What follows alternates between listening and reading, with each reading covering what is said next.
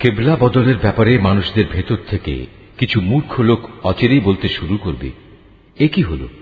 এতদিন যে কেবলার উপর তারা প্রতিষ্ঠিত ছিল, আজ কিসে তাদের সেদিক থেকে ফিরিয়ে দিল? হে নবী, তুমি তাদের বলে দাও, পূর্ব পশ্চিম সবই আল্লাহ তাআলার জন্য। আল্লাহ তাআলা যাকে ইচ্ছা তাকে সঠিক পথে পরিচালিত করেন। এভাবেই আমি তোমাদের এক মধ্যপন্থী মানব দলে পরিণত করেছি, যেন তোমরা দুনিয়ার অন্যান্য মানুষদের উপর হেদায়েতের সাক্ষী হয়ে থাকতে পারো, এবং একইভাবে রসুলও তোমাদের উপর সাক্ষী হয়ে থাকতে পারে। যে কেবলার উপর তোমরা এতদিন প্রতিষ্ঠিত ছিলে, আমি তা এই উদ্দেশ্যেই নির্ধারণ করেছিলাম, যাতে করে আমি এ কথাটা জেনে নিতে পারি যে তোমাদের মধ্যে কে রসুলের অনুসরণ করে আর কে তার কথা থেকে ফিরে যায়। তাদের উপর এটা ছিল কঠিন পরীক্ষা। অবশ্য আল্লাহ তাআলা যাদের হেদায়েত দান করেছেন তাদের কথা আলাদা। আল্লাহ তাআলা কখনো তোমাদের ঈমান বিনষ্ট করবেন না। অবশ্যই আল্লাহ তাআলা মানুষদের সাথে বড় দয়ালু ও একান্ত মেহেরবান। কেবলা পরিবর্তনের জন্য তুমি আকাশের দিকে তাকিয়ে যেভাবে আমার আদেশের অপেক্ষায় থাকতে, তা আমি অবশ্যই দেখতে পেয়েছি।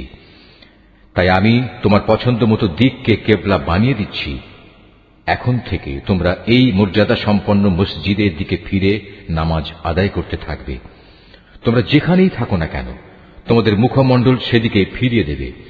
এসব লোক যাদের কাছে আগেই কিতাব নাজিল করা হয়েছিল, তারা ভালো করেই জানো এ ব্যাপারটা তোমার মালিকের পক্ষ থেকে আসা সম্পূর্ণ একটি সত্য ঘটনা। এ সত্ত্বেও তারা যে আচরণ করে যাচ্ছে, আল্লাহ তাআলা তা থেকে মোটেই অনবহিত নন। যাদের ইতিপূর্বে কিতাব দান করা হয়েছে, তাদের সামনে যদি তুমি দুনিয়ার সব কয়টি প্রমাণও এনে হাজির করো, তারপরেও এরা তোমার কেবলার অনুসরণ করবে না, আর এরপর তুমিও তাদের কেবলার অনুসরণকারী হতে পারো না।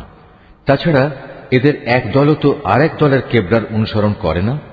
আমার পক্ষ থেকে এই জ্ঞান তোমাদের কাছে পৌঁছার পর তুমি যদি তাদের ইচ্ছা আকাঙ্ক্ষার অনুসরণ করো, তাহলে অবশ্যই তুমি জালেমদের দলে শামিল হয়ে যাবে। যাদের আমি কিতাব দান করেছি, এরা তাকে এত ভালো করে চেনে যেমনি এরা চেনে আপন ছেলেদের। এদের একদল সত্য গোপন করার চেষ্টা করছে, অথচ এরা তো সবকিছুই জানে। হে নবী, তুমি তাদের বলো, তোমার মালিকের পক্ষ থেকে এ হচ্ছে একমাত্র সত্য। সুতরাং কোন অবস্থায় তোমরা সন্দেহ পোষণকারীদের দলে শামিল হও না। প্রত্যেক জাতির জন্য ইবাদতের একটা দিক নির্দিষ্ট থাকে, যেদিকে সে জাতি মুখ করে দাঁড়ায়। অতএব তোমরা আসল কল্যাণের দিকে অগ্রসর হবার কাজে একে অপরের সাথে প্রতিযোগিতা করো। তোমরা যেখানেই থাকো না কেন, তিনি তোমাদের সবাইকে এক স্থানে এনে হাজির করবেন। অবশ্যই আল্লাহ তাআলা সব কিছুর উপর ক্ষমতাবান। তুমি যে কোনো স্থান থেকেই বেরিয়ে আসো না কেন, নামাজের জন্য মসজিদে হারামের দিকে মুখ ফেরাও, কেননা এটাই হচ্ছে আল্লাহ তাআলার কাছ থেকে কেবলা সংক্রান্ত সঠিক সিদ্ধান্ত। আর আল্লাহ তাআলা তোমাদের কার্যাবলী সম্পর্কে মোটেই উদাসীন নন। হে নবী, যেদিক থেকেই তুমি বেরিয়ে আসবে নামাজের জন্য, সেখান থেকেই মসজিদে হারামের দিকে মুখ ফিরিয়ে দাঁড়িয়ে যেও। এ সময় যেখানেই তুমি থাকো না কেন, সে কাবার দিকে মুখ ফিরিয়ে নেবে। তাহলে প্রতিপক্ষের লোকদের কাছে তোমাদের বিরুদ্ধে খাড়া করানোর মতো কোনো যুক্তি অবশিষ্ট থাকবে না। তাদের মধ্য থেকে যারা বাড়াবাড়ি করে, তাদের কথা অবশ্য আলাদা। তোমরা এসব ব্যক্তিদের ভয় করো না, তোমরা বরং ভয় করো আমাকে, যাতে করে আমি তোমাদের উপর আমার নিয়ামত পূর্ণ করে দিতে পারি। এর ফলে তোমরাও সঠিক পথের সন্ধান পেতে পারো। এই সঠিক পথের সন্ধান দেওয়ার জন্যই আমি এভাবে তোমাদের কাছে, তোমাদের মাঝ থেকেই একজনকে রসুল করে পাঠিয়েছি, যে ব্যক্তি প্রথমত তোমাদের কাছে আমার আয়াত পড়ে শোনাবে, দ্বিতীয়ত সে তোমাদের জীবন পরিশুদ্ধ করে দেবে, এবং তৃতীয়ত সে তোমাদের আমার কিতাব ও তার অন্তর্নিহিত জ্ঞান শিক্ষা দেবে। সর্বোপরি সে তোমাদের এমন বিষয়সমূহের জ্ঞান দান করবে যা তোমরা কখনো জানতে না। অতএব এসব অনুগ্রহের জন্য তোমরা আমাকেই স্মরণ করো, তাহলে আমিও তোমাদের স্মরণ করব। তোমরা আমার কৃতজ্ঞতা আদায় করো এবং কখনো তোমরা আমার অকৃতজ্ঞ হইও না। হে মানুষ, তোমরা যারা ঈমান এনেছ, পরম ধৈর্য ও খালেস নামাজের মাধ্যমে তোমরা আমার কাছে সাহায্য প্রার্থনা করো।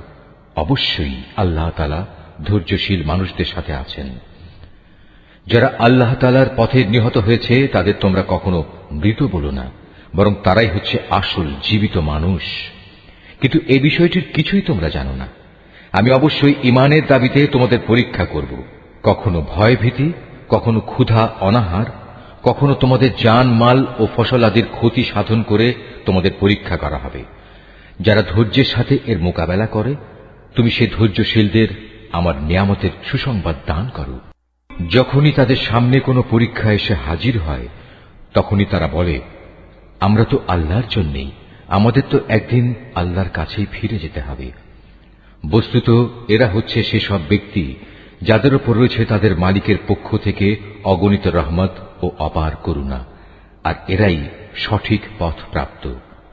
অবশ্যই সাফা এবং মারওয়া পাহাড় দুটো হচ্ছে আল্লাহ তাআলার নিদর্শনসমূহের অন্যতম।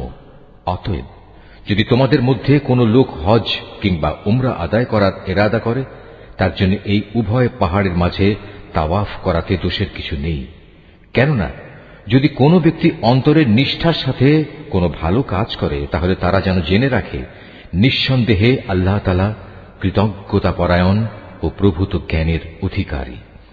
মানুষের জন্য যেসব বিধান আমি আমার কিতাবে বর্ণনা করে দিয়েছি, তারপর যারা আমার নাজিল করা সেসব সুস্পষ্ট নিদর্শন সমূহ ও পরিষ্কার পথ নির্দেশ গোপন করে, এরাই হচ্ছে সেসব লোক যাদের উপর আল্লাহ তাআলা অভিসম্পাত করেন। অভিশাপ বর্ষণ করে অন্যান্য অভিশাপকারীরাও, তবে তারা এ কাজ থেকে ফিরে আসবে এবং নিজেদের সংশোধন করে নেবে। খোলাখুলিভাবে তারা সেসব সত্য কথা প্রকাশ করবে যা এতদিন আহলে কিতাবরা গোপন করে আসছিল। এরাই হবে সেসব লোক যাদের উপর আমি দয়া পরবশ হব। আমি পরম ক্ষমাকারী, দয়ালু। যারা কুফরি করেছে এবং এই কাফের অবস্থায় মৃত্যুবরণ করেছে, তাদের উপর আল্লাহর অভিশাপ, ফেরেশতাদের অভিশাপ, সর্বোপরি অভিশাপ সমগ্র মানবকুলের। এই অভিশপ্ত অবস্থা নিয়েই এরা সেখানে চিরদিন থাকবে। শাস্তির মাত্রা এদের উপর থেকে বিন্দু মাত্র কম করা হবে না, তাদের কোন রকম অবকাশও দেয়া হবে না। তোমাদের মাবুদ হচ্ছেন একজন, তিনি ছাড়া দ্বিতীয় কোনো মাবুদ নেই। তিনি দয়ালু, তিনি মেহেরবান। নিঃসন্দেহে আসমান জমিনের সৃষ্টির মাঝে, রাত দিনের এই আবর্তনের মাঝে, মহাসাগরে ভাসমান জাহাজসমূহে যা মানুষের জন্য কল্যাণকর দ্রব্য সামগ্রী নিয়ে ঘুরে বেড়ায়, এর সব কয়টিতে আল্লাহ তাআলার নিদর্শন মজুদ রয়েছে। আরো আছে আল্লাহ তাআলা আকাশ থেকে বৃষ্টি আকারে যা কিছু নাজিল করেন সেই বৃষ্টির পানির মাঝে। ভূমির নির্জীব হওয়ার পর তিনি এ পানি দ্বারা তাতে নতুন জীবন দান করেন। অতঃপর এই ভূখণ্ডে সব ধরনের প্রাণীর তিনি আবির্ভাব ঘটান। অবশ্যই বাতাসের প্রবাহ সৃষ্টি করার মাঝে এবং সে মেঘমালা যা আসমান জমিনের মাঝে বশীভূত করে রাখা হয়েছে, তার মাঝে সুস্থ বিবেকবান সম্প্রদায়ের জন্য নিদর্শন রয়েছে। মানুষদের মাঝে কিছু সংখ্যক এমনও রয়েছে যে আল্লাহর বদলে অন্য কিছুকে তাঁর সমকক্ষ মনে করে। তারা তাদের তেমনি ভালোবাসে যেমনটি শুধু আল্লাহ তাআলাকেই তাদের ভালোবাসা উচিত। আর যারা সত্যিকার অর্থে আল্লাহ তাআলার উপর ঈমান আনে, তারা তো তাঁকেই সর্বাধিক পরিমাণে ভালোবাসবে। যারা আল্লাহর আনুগত্য না করে বাড়াবাড়ি করছে, তারা যদি আযাব স্বচক্ষে দেখতে পেত, তাহলে এরা বুঝতে পারত আসমান জমিনের সমুদয় শক্তি একমাত্র আল্লাহর জন্যই। শাস্তি দেওয়ার ব্যাপারে তিনি অত্যন্ত কঠোর।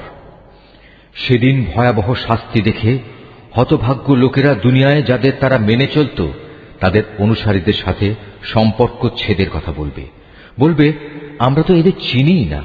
এদের উভয়ের মধ্যেকার ভঙ্গুর সব সম্পর্ক সেদিন ছিন্ন বিচ্ছিন্ন হয়ে যাবে।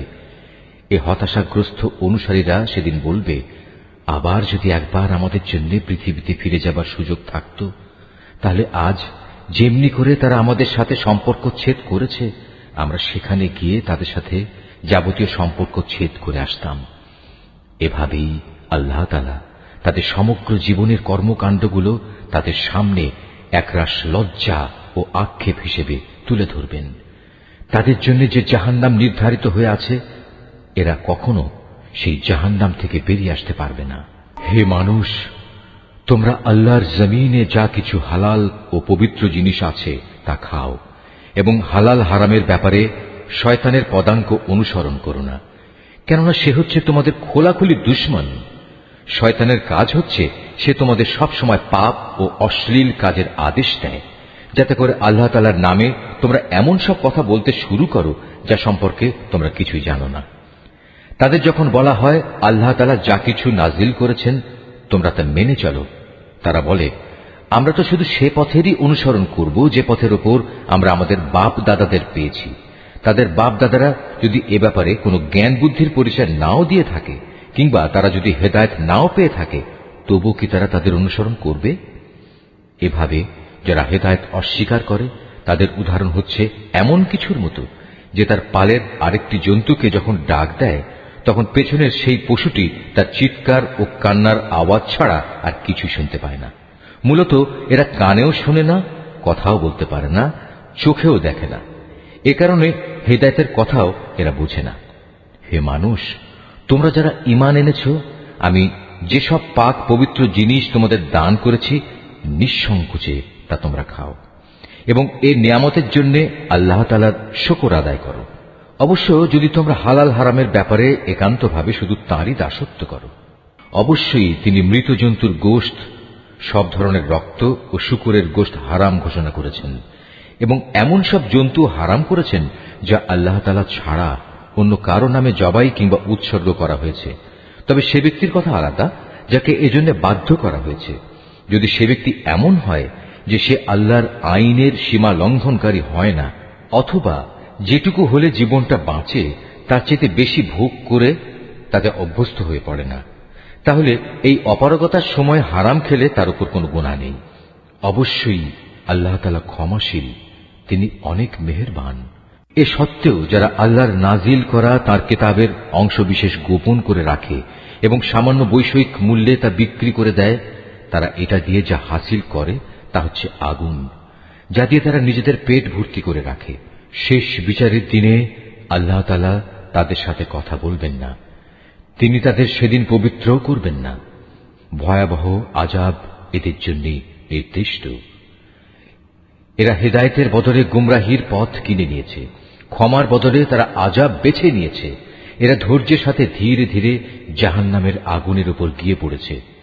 এটা এই জন্যে আল্লাহ তাআলা মানব জাতির জন্য আগে থেকেই সত্য দ্বীন সহকারে কিতাব নাজিল করে দিয়েছেন।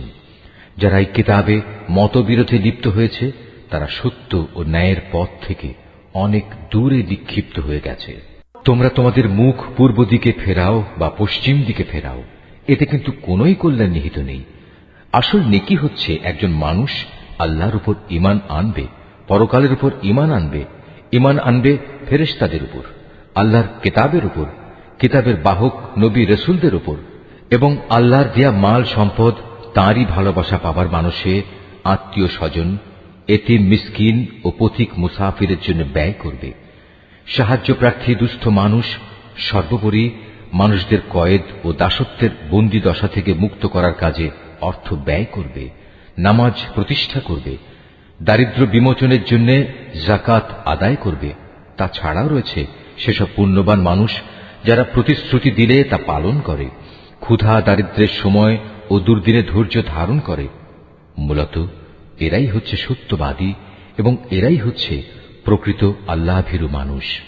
হে মানুষ, যারা ঈমান এনেছ, তোমাদের জন্য নরহত্যার কিসাস তথা প্রতিশোধ কিভাবে নিতে হবে তা নির্ধারণ করে দেয়া হয়েছে, এবং তা এই যে মৃত স্বাধীন ব্যক্তির বদলে স্বাধীন ব্যক্তি দণ্ডাজ্ঞা পাবে, দাসের বদলে পাবে দাস, নারীর বদলে নারীর উপর দণ্ড প্রযোজ্য হবে।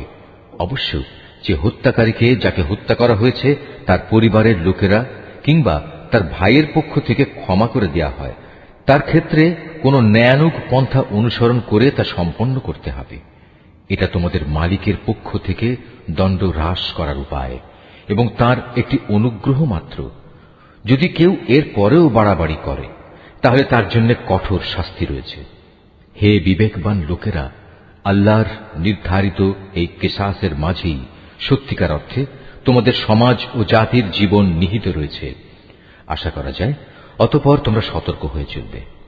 হে ঈমানদার লোকেরা, তোমাদের জন্য এই আদেশ জারি করা হয়েছে যে যদি তোমাদের মাঝে কোনো লোকের মৃত্যু এসে হাজির হয় এবং সে যদি কিছু সম্পদ রেখে যায়, তাহলে ন্যায়ানুগ পন্থায় তা বন্টনের কাজে তার পিতামাতা ও আত্মীয় স্বজনের জন্য ওসিয়তের ব্যবস্থা রয়েছে। এটা পরহেজগার লোকদের উপর একান্ত করণীয়। যারা তার এই ওসিয়ত শুনে নেয়ার পর নিজেদের স্বার্থে তা পাল্টে নিল, তাদের জানা উচিত এটা বদলানোর অপরাধের দায়িত্ব তাদের উপরেই বর্তাবে। আল্লাহ তাআলা সবকিছুই শোনেন এবং সবকিছুই তার জানা। অবশ্য কারো যদি ওসিয়তকারীর কাছ থেকে এই ধরনের আশঙ্কা থাকে যে সে পক্ষপাতিত্ব করে কারো প্রতি অবিচার করে গেছে কিংবা কারো সাথে এর ফলে নাইনসাফি করা হয়েছে, তাহলে যদি সদিচ্ছা নিয়ে মূল বিষয়টি সংশোধন করে নেয়, এতে তার কোনো দোষ হবে না। আল্লাহ তাআলা বড়ই ক্ষমাশীল, মেহেরবান। হে মানুষ, তোমরা যারা ঈমান এনেছ, তোমাদের উপর রোজা ফরজ করে দেয়া হয়েছে, যেমনি করে ফরজ করা হয়েছিল তোমাদের পূর্ববর্তী লোকদের উপর, যেন তোমরা এর মাধ্যমে আল্লাহকে ভয় করতে পারো। রোজা ফরজ করা হয়েছে কয়েকটি নির্দিষ্ট দিনের জন্য। তারপরেও কেউ যদি সে দিনগুলোতে অসুস্থ হয়ে যায় কিংবা কেউ যদি তখন সফরে থাকে, সে ব্যক্তি সমপরিমাণ দিনের রোজা সুস্থ হয়ে গেলে অথবা সফর থেকে ফিরে এসে আদায় করে নেবে। এর পরেও যাদের উপর রোজা একান্ত কষ্টকর হবে, তাদের জন্য এর বিনিময়ে ফিদিয়া থাকবে, এবং তা হচ্ছে একজন গরিব ব্যক্তিকে তৃপ্তি ভরে খাবার দেয়া। অবশ্য যদি কোনো ব্যক্তি এর চাইতে বেশি দিয়ে ভালো কাজ করতে চায়, তাহলে এ অতিরিক্ত কাজ তার জন্য হবে একান্ত কল্যাণকর। তবে এ সময় তোমরা যদি রোজা রাখতে পারো, তাই তোমাদের জন্য ভালো। তোমরা যদি রোজার উপকারিতা সম্পর্কে জানতে যে এতেই কল্যাণ রয়েছে। রোজার মাস এমন একটি মাস যাতে কোরআন নাজিল করা হয়েছে, আর এই কোরআন হচ্ছে মানব জাতির জন্য পথের দিশা, সৎ পথের সুস্পষ্ট নিদর্শন, মানুষদের জন্য হক বাতিলের পার্থক্যকারী। অতএব তোমাদের মধ্যে যে ব্যক্তি এ মাসটি পাবে, সে এ মাসে রোজা রাখবে। তবে যদি সে অসুস্থ হয়ে পড়ে কিংবা সফরে থাকে, সে পরবর্তী কোনো সময় গুনে গুনে সেই পরিমাণ দিন পূরণ করে নেবে। এ সুযোগ দিয়ে আল্লাহ তাআলা তোমাদের জীবন আসান করে দিতে চান। আল্লাহ তাআলা কখনোই তোমাদের জীবন কঠোর করে দিতে চান না। আল্লাহর উদ্দেশ্য হচ্ছে তোমরা যেন গুনে গুনে রোজার সংখ্যাগুলো পূরণ করতে পারো। আল্লাহ তাআলা তোমাদের কোরআনের মাধ্যমে জীবন যাপনের যে পদ্ধতি শিখিয়েছেন, তার জন্য তোমরা তাঁর মাহাত্ম্য বর্ণনা করতে এবং তাঁর কৃতজ্ঞতা আদায় করতে পারো। হে নবী, আমার কোন বান্দা যখন তোমাকে আমার ব্যাপারে জিজ্ঞেস করে, তাকে তুমি বলে দিও, আমি তার একান্ত কাছেই আছি। আমি আহ্বানকারীর ডাকে সাড়া দিই যখন সে আমাকে ডাকে। তাই তাদের উচিত আমার আহ্বানে সাড়া দেয়া এবং সম্পূর্ণভাবে আমার উপরই ঈমান আনা। আশা করা যায় এতে করে তারা সঠিক পথের সন্ধান পাবে। রোজার মাসের রাতের বেলায় তোমাদের স্ত্রীদের কাছে যৌন মিলনের জন্য যাওয়া তোমাদের জন্য হালাল করে দেয়া হয়েছে, কারণ তোমাদের নারীরা যেমনি তোমাদের জন্য পোশাক স্বরূপ, ঠিক তোমরাও তাদের জন্য পোশাক সমতুল্য। আল্লাহ তাআলা এটা জানেন। রোজার মাসে রাতের বেলায় স্ত্রী সহবাসের ব্যাপারে তোমরা নানা ধরনের আত্মপ্রতারণার আশ্রয় নিচ্ছিলে, তাই তিনি তোমাদের উপর থেকে কড়াকড়ি শিথিল করে তোমাদের উপর দয়া করলেন এবং তোমাদের মাফ করে দিলেন। এখন তোমরা চাইলে তাদের সাথে সহবাস করতে পারো, এবং এ ব্যাপারে আল্লাহ পাক তোমাদের জন্য যা বিধিবিধান কিংবা সন্তান লিখে রেখেছেন তা সন্ধান করো। রোজার সময় পানাহারের ব্যাপারে আল্লাহর নির্দেশ হচ্ছে, তোমরা পানাহার অব্যাহত রাখতে পারো যতক্ষণ পর্যন্ত রাতের অন্ধকার রেখার ভেতর থেকে ভোরের শুভ্র আলোক রেখা তোমাদের জন্য পরিষ্কার প্রতিভাত না হয়। অতঃপর তোমরা রাতের আগমন পর্যন্ত রোজা পূর্ণ করে নাও। তবে মসজিদে যখন তোমরা এতেকাফ অবস্থায় থাকবে, তখন নারী সম্ভোগ থেকে বিরত থেকো। এই হচ্ছে আল্লাহ তাআলার নির্ধারিত সীমারেখা। অতএব তোমরা কখনো এর কাছেও যেও না। এভাবেই আল্লাহ তাআলা তাঁর যাবতীয় নিদর্শন মানুষদের জন্য বলে দিয়েছেন, যাতে করে তারা এ আলোকে আল্লাহ তাআলাকে ভয় করতে পারে। তোমরা একে অন্যের অর্থ সম্পদ অন্যায় অবৈধভাবে আত্মসাৎ করো না।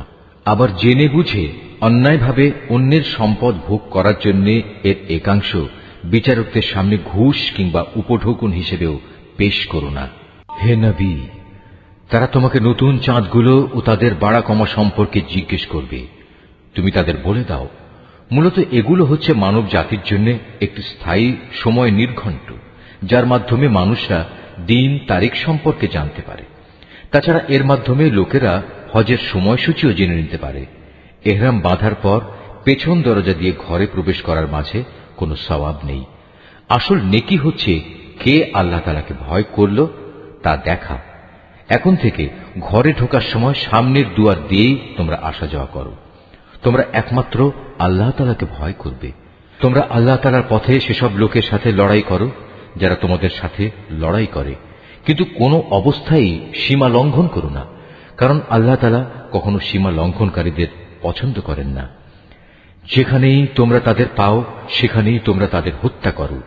যেসব স্থান থেকে তারা তোমাদের বহিষ্কার করে দিয়েছে তোমরাও তাদের সেসব স্থান থেকে বের করে দাও। জেনে রেখো, ফিতনা, ফাসাদ, দাঙ্গা হাঙ্গামা, নরহত্যার চাইতেও বড় অপরাধ।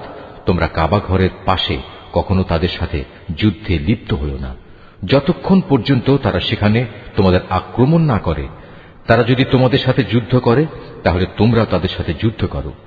এভাবেই কাফেরদের শাস্তি দেয়া হয়। তবে তারা যদি যুদ্ধ বিগ্রহ থেকে ফিরে আসে তাহলে মনে রেখো, আল্লাহ তাআলা বড়ই ক্ষমাশীল ও দয়ার আধার। তোমরা তাদের সাথে লড়াই করতে থাকো যতক্ষণ না জমিন থেকে ফিতনা নির্মূল হয়ে যায় এবং আল্লাহর জমিনে আল্লাহর দেয়া জীবন ব্যবস্থা পূর্ণাঙ্গভাবে আল্লাহর জন্য নির্দিষ্ট হয়ে যায়। যদি তারা যুদ্ধ থেকে ফিরে আসে তবে তাদের সাথে আর কোনো বাড়াবাড়ি নয়, তবে হ্যাঁ, যারা নিজেরাই জালেম তাদের উপর এটা প্রযোজ্য নয়। একটি সম্মানিত মাসের বদলেই একটি সম্মানিত মাস আশা করা যাবে। প্রয়োজনে এ সম্মানিত মাস সমূহেও প্রতিশোধ ব্যবস্থা বৈধ হবে। এ সময়ে যদি কেউ তোমাদের উপর হস্ত প্রসারিত করে তাহলে তোমরাও তাদের উপর তেমনি হস্ত প্রসারিত করে জবাব দাও। তবে সর্বদাই আল্লাহকে ভয় করতে থাকো। মনে রেখো, যারা অপরাধ থেকে বেঁচে থাকে আল্লাহ তাআলা তাদের সাথে রয়েছেন। আল্লাহর পথে অর্থ সম্পদ ব্যয় করো। অর্থ সম্পদ আঁকড়ে ধরে নিজেদের হাতেই নিজেদের ধ্বংসের অতলে নিক্ষেপ করো না, এবং তোমরা অন্য মানুষদের সাথে দয়া অনুগ্রহ করো। নিশ্চয়ই আল্লাহ তাআলা অনুগ্রহকারী ব্যক্তিদের ভালোবাসেন। আল্লাহ তাআলা সন্তুষ্টির জন্য হজ ও ওমরা সম্পন্ন করো। পথে যদি তোমাদের কোথাও বাধা দেয়া হয় তাহলে সে স্থানে কোরবানির জন্য যা কিছু সহজভাবে হাতের কাছে পাওয়া যায় তা দিয়েই কোরবানি আদায় করে নাও। তবে কোরবানির পশু তার নির্দিষ্ট গন্তব্যস্থলে পৌঁছার আগ পর্যন্ত তোমরা তোমাদের মাথা মুন্ডন করো না। যদি তোমাদের মধ্যে কোনো ব্যক্তি অসুস্থ হয়ে পড়ে অথবা যদি তার মাথায় কোনো রোগ থাকে যে কারণে আগেই তার মাথা মুন্ডন করা প্রয়োজন হয়ে পড়ে, তাহলে সে যেন এর বিনিময়ে ফিদিয়া আদায় করে, এবং তা হচ্ছে কিছু রোজা রাখা অথবা অর্থ দান করা কিংবা কোরবানি আদায় করা। অতঃপর তোমরা যখন নিরাপদ হয়ে যাবে তখন তোমাদের কেউ যদি একসাথে হজ ও ওমরা আদায় করতে চায় তার উচিত তার সাধ্য অনুযায়ী কোরবানি আদায় করা। যদি কোরবানি করার মতো কোনো পশু সে না পায় তাহলে সে যেন হজের সময়কালে 3টি এবং তোমরা যখন বাড়ি ফিরে আসবে তখন 7টি, সর্বমোট পূর্ণ 10টি রোজা রাখে। এই সুবিধাটুকু শুধু তাদের জন্য যাদের পরিবার পরিজন আল্লাহর ঘরের আশেপাশে বর্তমান নেই। তোমরা আল্লাহকেই ভয় করো। জেনে রাখো, আল্লাহ তাআলা কঠোর আযাব প্রদানকারী বটে। হজের মাসসমূহ একান্ত সুপরিচিত। সে সময়গুলোর মধ্যে যে ব্যক্তি হজ আদায় করার মনস্থ করবে সে যেন জেনে রাখে, হজের ভেতর কোনো যৌন সম্ভোগ নেই, নেই কোনো অশ্লীল গালিগালাজ বা ঝগড়াঝাটি। আর যত ভালো কাজই তোমরা করো আল্লাহ তাআলা অবশ্যই তা জানেন। হজের নিয়ত করলে এর জন্য তোমরা পাথেয় জোগাড় করে নেবে, যদিও আল্লাহর ভয়টাই হচ্ছে মানুষের সর্বোৎকৃষ্ট পাথেয়। অতএব হে বুদ্ধিমান মানুষরা, তোমরা আমাকেই ভয় করো। হজের এ সময়গুলোতে যদি তোমরা আল্লাহর অনুগ্রহ তালাশ করতে গিয়ে কোনো অর্থনৈতিক ফায়দা হাসিল করতে চাও তাতে তোমাদের কোনোই দোষ নেই। অতঃপর তোমরা যখন আরাফাতের ময়দান থেকে ফিরে আসবে তখন মুজদালিফায় মাশআরে হারামের কাছে এসে আল্লাহকে স্মরণ করবে, ঠিক যেমনি করে আল্লাহ তাআলা তোমাদের তাকে ডাকার পথ বলে দিয়েছেন তেমনি করে তাকে স্মরণ করবে। ইতিপূর্বে তোমরা আসলেই পথভ্রষ্টদের দলে শামিল ছিলে। তারপর তোমরা সে স্থান থেকে ফিরে এসো যেখান থেকে অন্য হজ পালনকারী ব্যক্তিরা ফিরে আসে। নিজেদের ভুল ভ্রান্তির জন্য আল্লাহ তাআলার কাছে ক্ষমা প্রার্থনা করো। নিঃসন্দেহে আল্লাহ তাআলা গুনাহ খাতা মাফ করে দেন, তিনি বড়ই দয়ালু। যখন তোমরা তোমাদের হজের যাবতীয় আনুষ্ঠানিকতা শেষ করে নেবে, তখন এখানে বসে আগের দিনে যেভাবে তোমরা তোমাদের পূর্বপুরুষদের গৌরবের কথা স্মরণ করতে, তেমনি করে বরং তার চেয়ে বেশি পরিমাণে এখন আল্লাহকে স্মরণ করো। মানুষদের ভেতর থেকে একদল লোক বলে, হে আমাদের মালিক, সব ভালো জিনিস তুমি আমাদের এই দুনিয়াতেই দিয়ে দাও। বস্তুত যারা এ ধরনের কথা বলে তাদের জন্য পরকালে আর কোনো পাওনাই বাকি থাকে না। আবার এ মানুষদেরই আর একদল বলে, হে আমাদের প্রতিপালক, এ দুনিয়ায়ও তুমি আমাদের কল্যাণ দান করো, পরকালেও তুমি আমাদের কল্যাণ দাও, সর্বোপরি তুমি আমাদের আগুনের আযাব থেকে নিষ্কৃতি দাও। এ ধরনের লোকদের তাদের নিজ নিজ উপার্জন মোতাবেক তাদের যথার্থ হিস্সা রয়েছে। আল্লাহ তাআলাই হচ্ছেন দ্রুত হিসাব গ্রহণকারী। হাতে গোনা হজের এ কয়টি দিনে বেশি পরিমাণে আল্লাহকে স্মরণ করো। হজের পর যদি কেউ তাড়াহুড়ো করে দুদিনের মধ্যে মিনা থেকে মক্কায় ফিরে আসে, তাতে যেমন কোনো দোষ নেই, তেমনি যদি কোনো ব্যক্তি সেখানে আরো বেশি অপেক্ষা করতে চায়, তাতেও কোনো দোষ নেই।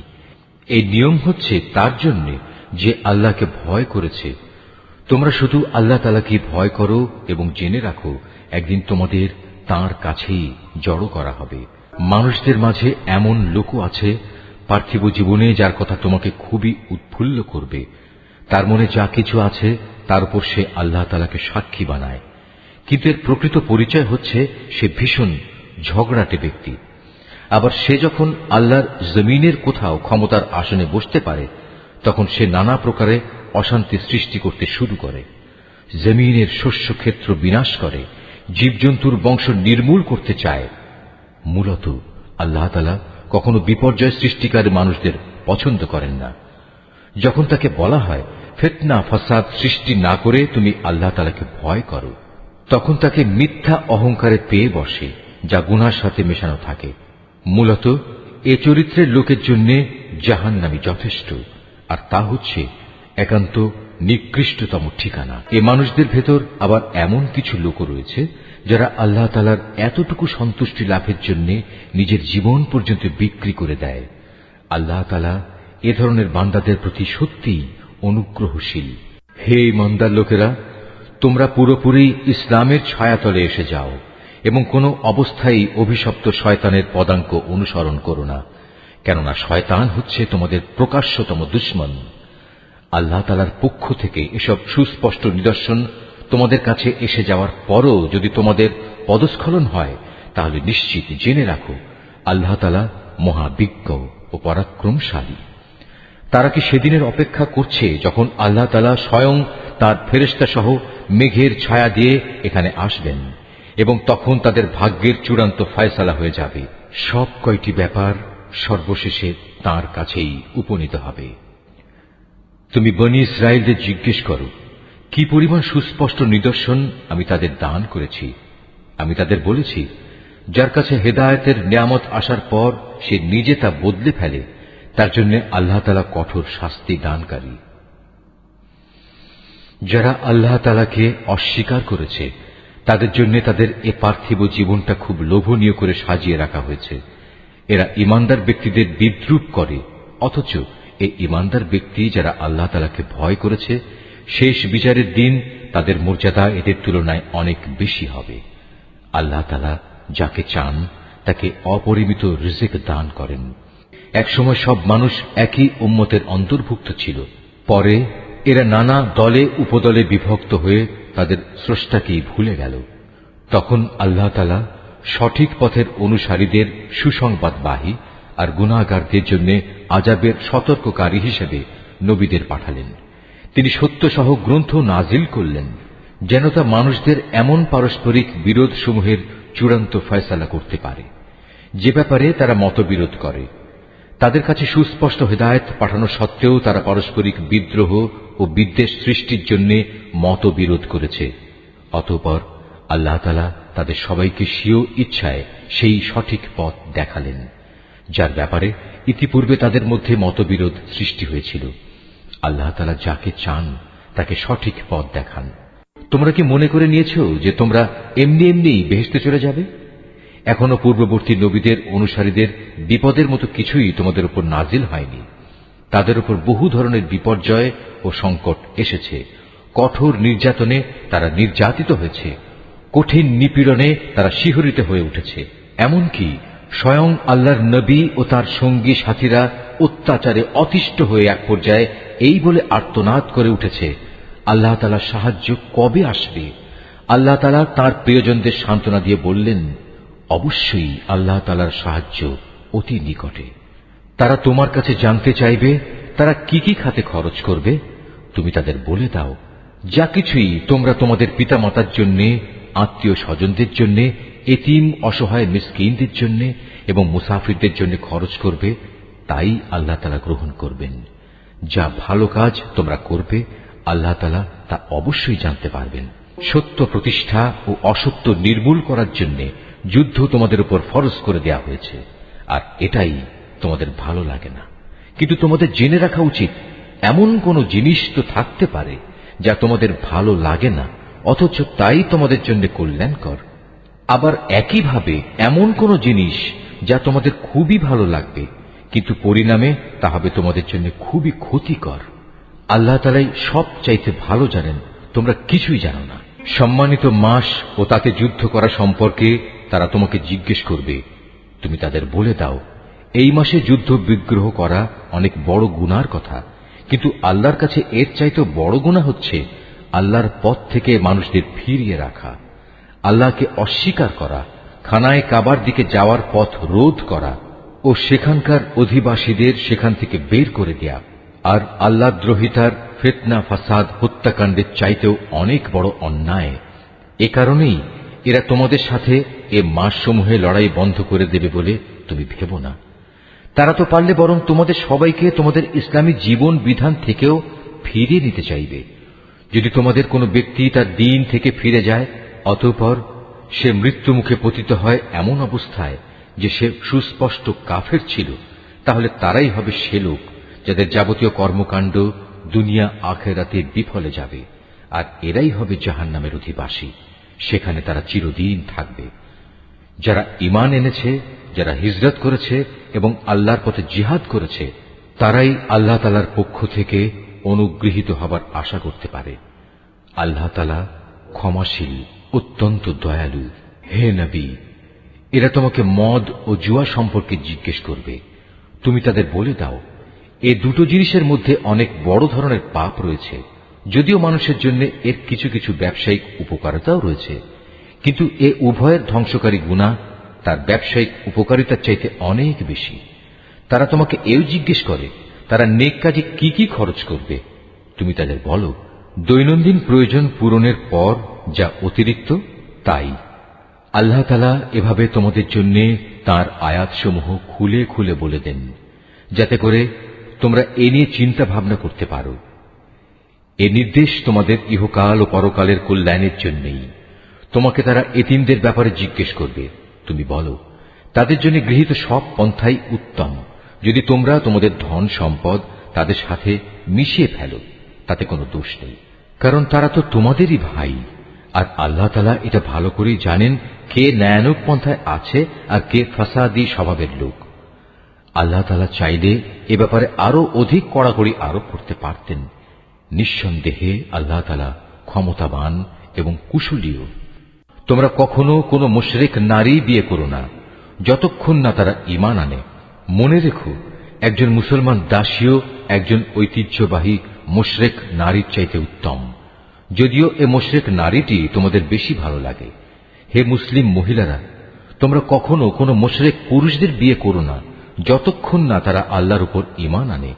কেননা একজন ঈমানদার দাসও একজন উঁচু খানদানের মুশরিক ব্যক্তির চাইতে ভালো, যদিও এ মুশরিক ব্যক্তিটি তোমাদের ভালো লাগে। আসলে এরা তোমাদের জাহান্নামের আগুনের দিকেই ডেকে নেবে। আর আল্লাহ তাআলা হামেশাই তার মুমিন বান্দাদের তার আদেশ বলে জান্নাত ও ক্ষমার দিকে আহ্বান জানান, এবং এজন্যে তিনি তার আয়াতসমূহ মানুষদের কাছে স্পষ্ট করে বর্ণনা করেন, যাতে করে তারা উপদেশ গ্রহণ করতে পারে। হে নবী, তারা তোমার কাছ থেকে মহিলাদের মাসিক ঋতুকাল ও এ সময়ে তাদের সাথে দৈহিক মিলন সম্পর্কে জানতে চাইবে। তুমি তাদের বলো, আসলে মহিলাদের এ সময়টা হচ্ছে একটি অপবিত্র ও কষ্টকর অবস্থা। কাজেই ঋতুস্রাবকালে তাদের সঙ্গ বর্জন করবে এবং তোমরা দৈহিক মিলনের জন্য তাদের কাছে যেও না, যতক্ষণ না তারা পুনরায় পবিত্র হয়। অতঃপর তারা যখন পুরো পাক সাফ হয়ে যায় তখন তোমরা তাদের কাছে যাও। দৈহিক মিলনের যে পদ্ধতি আল্লাহ তাআলা শিখিয়ে দিয়েছেন সেভাবে যাবে। আল্লাহ তাআলা অবশ্যই সেসব লোকদের ভালোবাসেন যারা আল্লাহর দিকেই ফিরে আসে এবং যারা পাক পবিত্রতা অবলম্বন করে। তোমাদের স্ত্রীরা হচ্ছে তোমাদের জন্য সন্তান উৎপাদনের ফসল ক্ষেত্র। তোমরা তোমাদের এই ফসল ক্ষেত্রে যেভাবে ইচ্ছা সেভাবেই গমন করো। তোমরা সময় থাকতে নিজেদের জন্য কিছু অগ্রিম নেক আমল পাঠিয়ে দাও।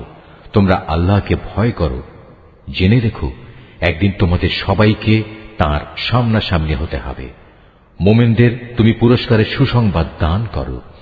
তোমরা তোমাদের এমন শপথের জন্য আল্লাহর নামকে কখনো ঢাল হিসাবে ব্যবহার করবে না, যার মাধ্যমে ভালো কাজ করা, আল্লাহ তাআলাকে ভয় করা এবং মানুষদের মাঝে শান্তি শৃঙ্খলা প্রতিষ্ঠা করার কাজ থেকে তোমরা দূরে থাকবে।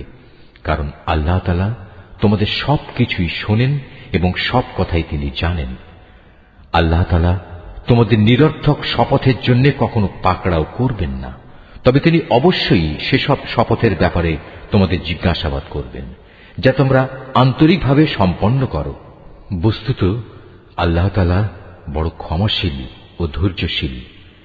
যেসব লোক নিজ স্ত্রীদের কাছে যাবে না বলে কসম করেছে, তাদের এ ব্যাপারে মনস্থির করার জন্য 4 মাসের অবকাশ রয়েছে। এ সময়ের ভেতর যদি তারা তাদের কসম থেকে ফিরে আসে, তাহলে জেনে রেখো আল্লাহ তাআলা ক্ষমাশীল ও দয়াবান। আর তারা যদি এ সময়ের ভেতর তালাক দেওয়ার সিদ্ধান্ত করে, তাহলে তারা যেন জেনে রাখে আল্লাহ তাআলা সব শোনেন, জানেন। তালাকপ্রাপ্তা মহিলারা যেন 3টি মাসিক ঋতু অথবা ঋতু থেকে পবিত্র থাকার 3টি মুদ্দত পর্যন্ত নিজেদের পুনরায় বিয়ের বন্ধন থেকে দূরে রাখে।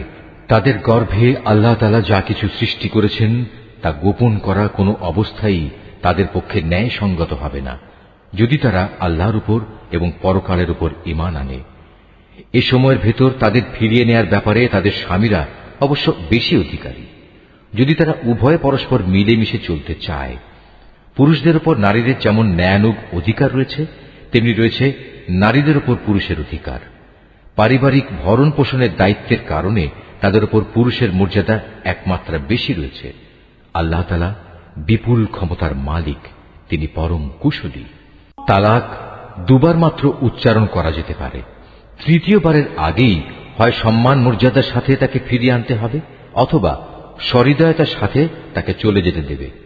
তোমাদের জন্য এটা কোনো অবস্থায় ন্যায়সঙ্গত নয় যে বিয়ের আগে যা কিছু তোমরা তাদের দিয়েছ তা তাদের থেকে ফিরিয়ে নেবে। তবে আল্লাহর নির্দিষ্ট সীমারেখার ভেতরে থেকে স্বামী স্ত্রী একত্রে জীবন কাটাতে পারবে না এমন আশঙ্কা যদি দেখা দেয়, তখন আলাদা হয়ে যাওয়াটাই উত্তম। এমন অবস্থায় যদি তোমাদের ভয় হয় যে এরা আল্লাহর বিধানের গণ্ডির ভেতর থাকতে পারবে না, তাহলে স্ত্রী যদি স্বামীকে কিছু বিনিময় দেয় এবং তা দিয়ে বিচ্ছেদ ঘটিয়ে নেয়, তাহলে তাদের উভয়ের উপর এটা কোনো দূষণীয় বিষয় হবে না। জেনে রাখো, এটা হচ্ছে আল্লাহর নির্ধারিত সীমারেখা, তা কখনো অতিক্রম করো না। আর যারা আল্লাহর দেয়া সীমারেখা লঙ্ঘন করে তারা হচ্ছে সুস্পষ্ট জালেম। যদি সে তাকে তালাক দিয়েই দেয়, তাহলে তারপর এ স্ত্রী তার জন্য আর বৈধ হবে না। হ্যাঁ, যদি তাকে অপর কোনো স্বামী বিয়ে করে এবং নিয়ম মাফিক তাকে তালাক দেয় এবং পরবর্তী পর্যায়ে তারা যদি সত্যি মনে করে তারা এখন স্বামী স্ত্রীর অধিকার সম্পর্কে আল্লাহর সীমারেখা মেনে চলতে পারবে, তাহলে পুনরায় বিয়ে বন্ধনে ফিরে আসাতে তাদের উপর কোনো দোষ নেই। এটা হচ্ছে আল্লাহর বেঁধে দেয়া সীমারেখা। যারা এ সম্পর্কে অবগত আছে, আল্লাহ তাআলা তাদের জন্য এই নির্দেশ সুস্পষ্ট করে পেশ করেন।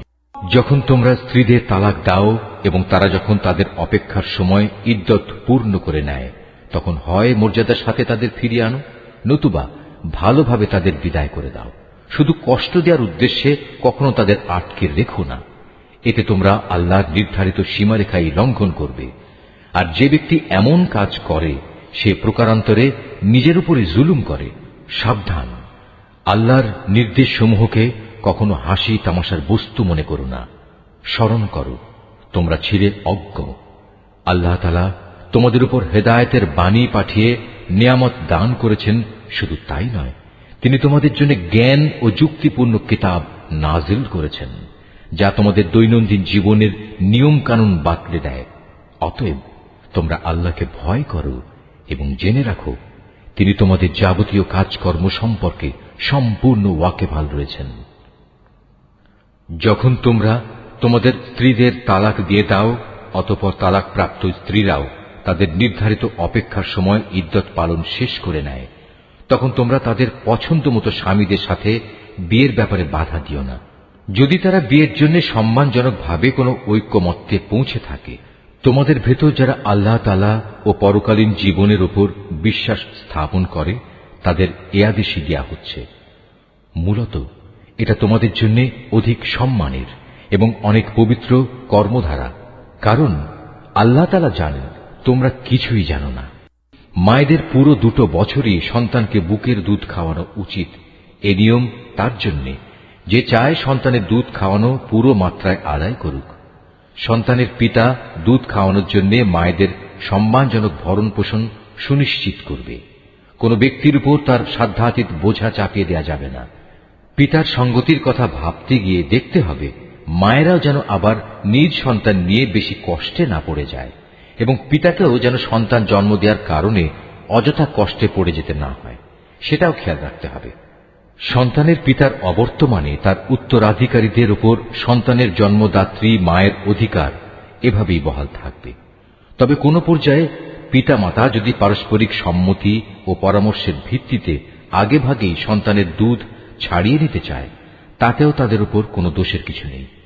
তোমরা যদি নিজেদের বদলে অন্য কাউকে সন্তানের দুধ খাওয়ানোর জন্য নিয়োগ করতে চাও, এবং যদি দুগ্ধদাত্রীর পাওনা যথাযথভাবে বুঝিয়ে দেয়া হয়, তাতেও কোনো গুনাহ নেই।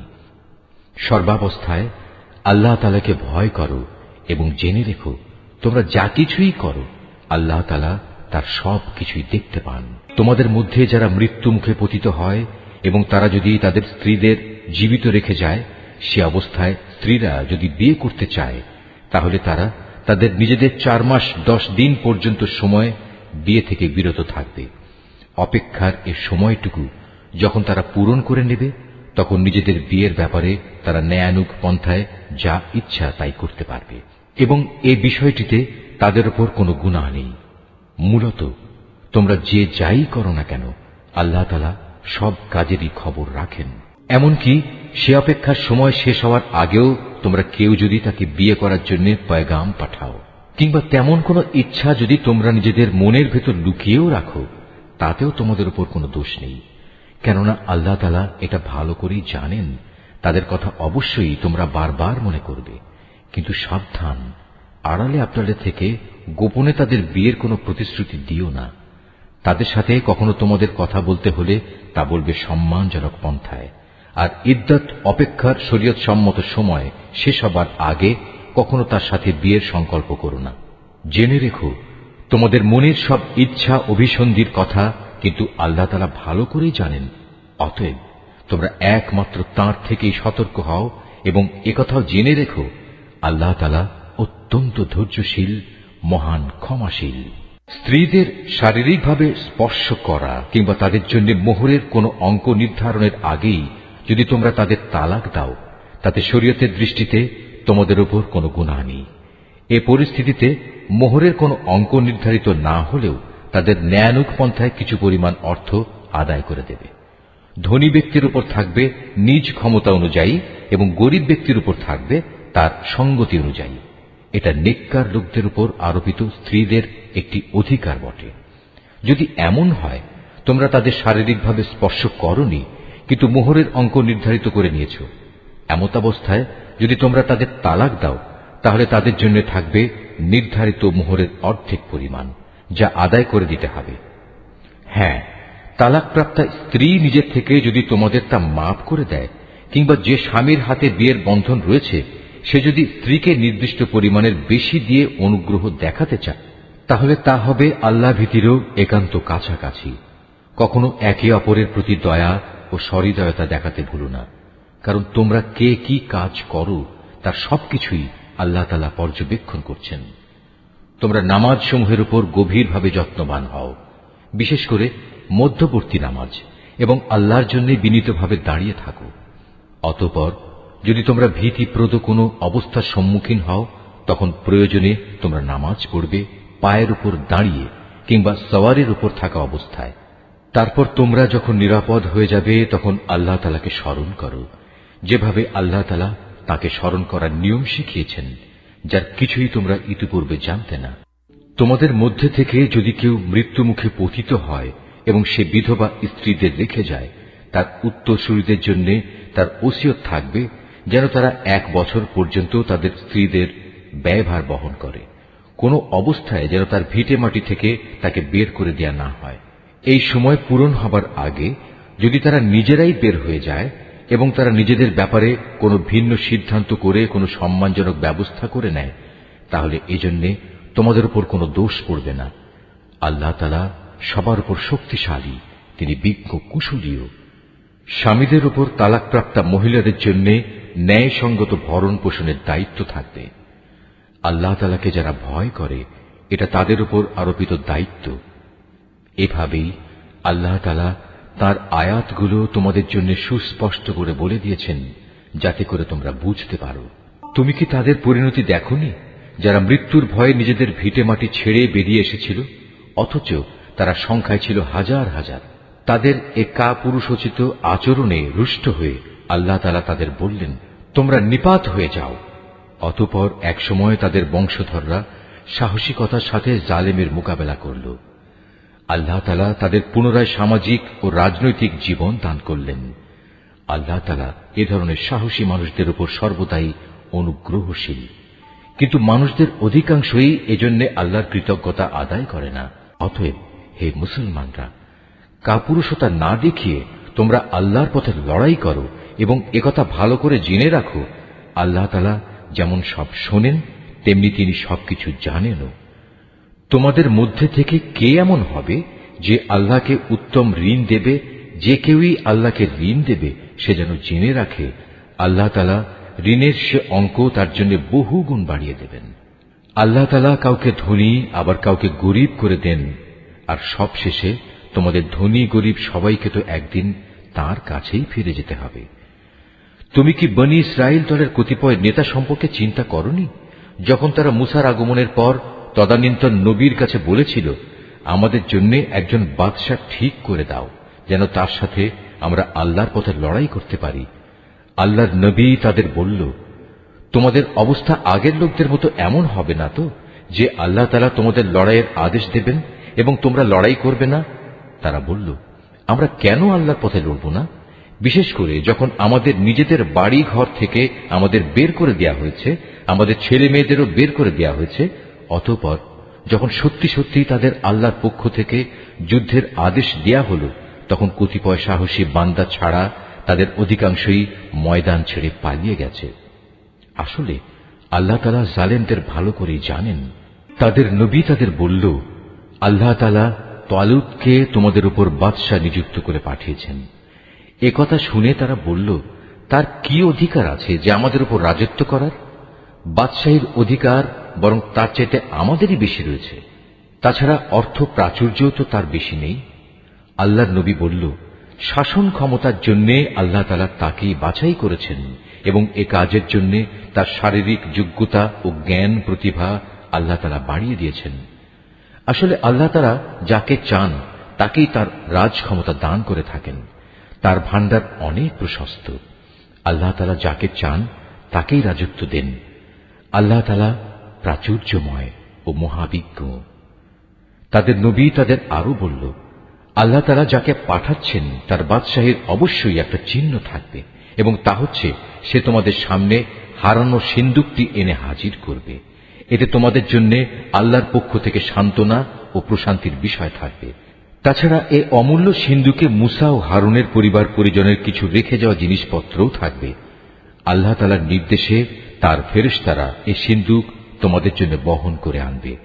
যদি তোমরা বিশ্বাস স্থাপন করো, তাহলে তোমরা দেখবে এ সব কিছুতে তোমাদের জন্য এক ধরনের নিদর্শন রয়েছে। রাজত্ব পেয়ে তালুত নিজ বাহিনী নিয়ে যখন এগিয়ে গেল, তখন সে তার লোকদের বলল, আল্লাহ তাআলা একটি নদীর পানি দিয়ে তোমাদের পরীক্ষা করবেন। যদি তোমাদের মধ্যে কেউ এর পানি পান করে, তাহলে সে আর আমার দলভুক্ত থাকবে না, আর যে ব্যক্তি তা খাবে না সে অবশ্যই আমার দলভুক্ত থাকবে। তবে কেউ যদি তার হাত দিয়ে সামান্য এক আঁজলা পানি খেয়ে নেয়, তা ভিন্ন কথা। অতঃপর সেখানে গিয়ে হাতে গোনা কয়েকজন লোক ছাড়া আর সবাই তৃপ্তি ভরে পানি পান করল। এ কয়জন লোক যারা তার কথায় তার সাথে ঈমান এনেছিল, তারা এবং তালুত যখন নদী পার হয়ে এগিয়ে গেল, তখন তারা নিজেদের দীনতা দেখে বলে উঠল, হে আল্লাহ, আজ জালুত এবং তার বিশাল বাহিনীর মোকাবেলা করার শক্তি আমাদের নেই। এ সময় তাদেরই সাথী বন্ধুরা যারা জানত তাদের আল্লাহর সামনে হাজির হতে হবে, তারা বলল, ইতিহাসে এমন অনেকবারই দেখা গেছে আল্লাহর সাহায্য নিয়ে একটি ক্ষুদ্র দলও বিশাল সেনাবাহিনীর উপর জয়ী হয়েছে। কেননা আল্লাহ তাআলা ধৈর্যশীলদের সাথেই থাকেন। তারপর যখন সে তার সৈন্য নিয়ে মোকাবেলা করার জন্য দাঁড়ালো, তখন তারা আল্লাহর কাছে সাহায্য চেয়ে বলল, হে আমাদের মালিক, তুমি আমাদের সবরের তৌফিক দান করো, দুশমনের মোকাবেলায় আমাদের কদম অটল রাখো এবং অবিশ্বাসী কাফেরদের মোকাবেলায় তুমি আমাদের সাহায্য করো। লড়াইয়ের ময়দানে তারা তাদের পর্যুদস্ত লাঞ্ছিত করে দিল এবং দাউদ আল্লাহর সাহায্য নিয়ে জালুতকে হত্যা করল। আল্লাহ তাআলা তাকে দুনিয়ার রাজত্ব দান করলেন এবং তাকে রাজ ক্ষমতা চালানোর কৌশল শিক্ষা দিলেন। আল্লাহ তাআলা তাকে নিজ ইচ্ছা মতো আরো বহু বিষয়ে জ্ঞান দান করলেন। আসলে আল্লাহ তাআলা যদি যুগে যুগে একদল লোককে দিয়ে আর একদল লোককে শায়েস্তা না করতেন, তাহলে এই ভূখণ্ড ফিতনা ফাসাদে ভরে যেত। কিন্তু আল্লাহ তাআলা তা চাননি, কেননা আল্লাহ তাআলা এ সৃষ্টিকুলের উপর বড়ই অনুগ্রহশীল। এ কিতাবে বর্ণিত এসব ঘটনা হচ্ছে আল্লাহর এক একটা নিদর্শন মাত্র, যা যথাযথভাবে আমি তোমাকে শুনিয়েছি। এর কোন ঘটনাই তো তুমি জানতে না। তুমি অবশ্যই আমার পাঠানো নবী রাসূলদের একজন।